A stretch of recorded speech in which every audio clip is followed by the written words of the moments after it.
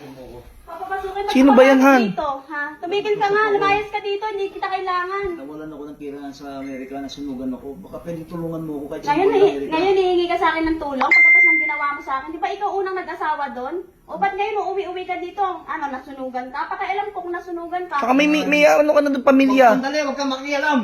Nag-uusap kami mag-asawa. Hindi tayo mag-asawa. Hindi na tayo mag-asawa. Kaya nga. Nakikiusap Ikaw ako unang nagloko, tandaan mo yan. sa'yo. Ay, naamin ko yung pagkakamali ko, pero pagbigyan mo kahit May asawa ka na sa Amerika.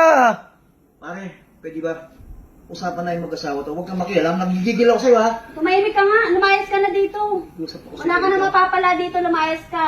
Please. Tumigil ka, tumayo ka dyan, sasaraduan kita ng Hindi pinto. ka, kahit isang buwan lang. Kasi Ano wala isang akong buwan? O matulungan. bakit?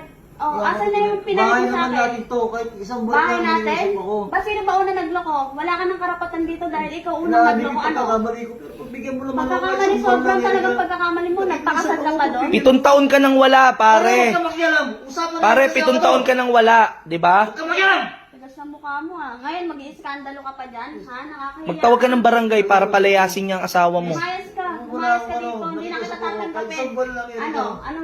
Alam mo ba yung mga ginawa mo sa akin, ha? Alam Napakasakit. ko, nagkamali Ikaw ako. una. Pinagsisihan mo rin, Erika. Ano? Alam mo, Anong ikaw ginawa mo doon? kita, alam mo yan. May anak tayo. Nagpakasal ka para lang Alam ano ko maging yan. citizen ka doon? Ano sana? Tigas Ginawa ng ko mukha yan mo, sa ah. abroad para makapag-abroad ako, para matulungan ko kayo, di ba? Ano para nangyari? matulungan? Para sa amin? Para sa sarili mo Naipit ako sa Amerika, kaya wala na akong magawa. Naipit? Wow!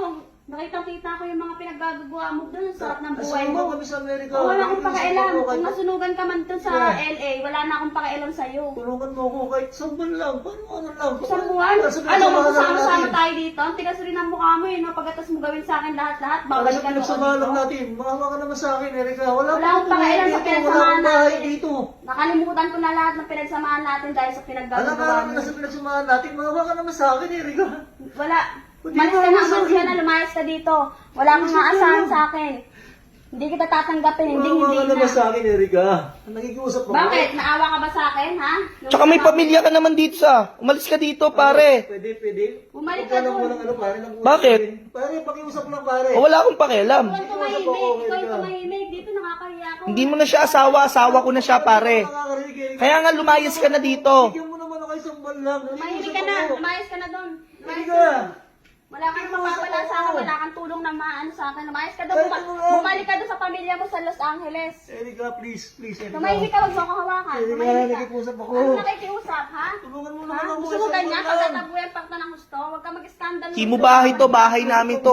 Kapal ang mukha mo, ha. Alam mo, wala nang ginawa mo yun sa akin, hindi mo na to bahay. Wala ka ng karapatan dito. Sarado mo na yan. Kapal ang mukha po. Yan.